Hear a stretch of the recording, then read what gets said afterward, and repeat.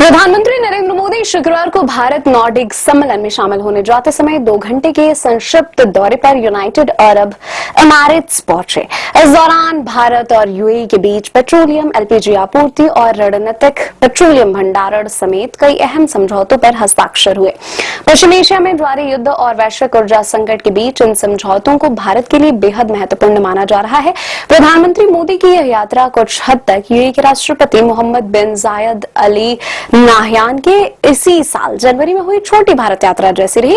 दोनों देशों के बीच रणनीतिक रक्षा साझेदारी का ढांचा तैयार करने, पेट्रोलियम भंडारण, एलपीजी आपूर्ति और गुजरात के वाडेनार में शिप रिपेयर क्लस्टर स्थापित करने को लेकर समझौते किए गए। इसके अलावा भारतीय इंफ्रास्ट्रक्चर, आरबीएल बैंक और समन कैपिटल में $5 अरब के निवेश की घोषणा भी की गई। भारत और यूएई के बीच हुए ये समझौते ऐसे समय में हुए हैं जब देश पेट्रोल और डीजल की बढ़ती कीमतों से जूझ रहा है। पश्चिम एशिया युद्ध के कारण वैश्विक तेल सप्लाई चेन प्रभावित हुई है, जिसका सीधा असर भारत पर पड़ा है। यूएई से पेट्रोलियम और एलपीजी की दीर्घकालिक आपूर्ति सुनिश्चित होने से भारत को कच्चे तेल की उपलब्धता स्थिर रखने में मदद मिलेगी। इससे भविष्य में पेट्रोल और डीजल की कीमतों में अचानक बढ़ोतरी का दबाव कम हो सकता है। रणनीतिक पेट्रोलियम भंडारण समझौते से भारत आपात स्थिति के लिए अतिरिक्त तेल भंडार सुरक्षित रख सकेगा। इससे अंतर्राष्ट्रीय संकट या सप्लाई बाधित होने की स्थिति में देश को राहत मिलेगी। विशेषज्ञों का मानना है कि इससे ईंधन आपूर्ति में स्थिरता आएगी और ऊर्जा सुरक्षा को मजबूती मिलेगी।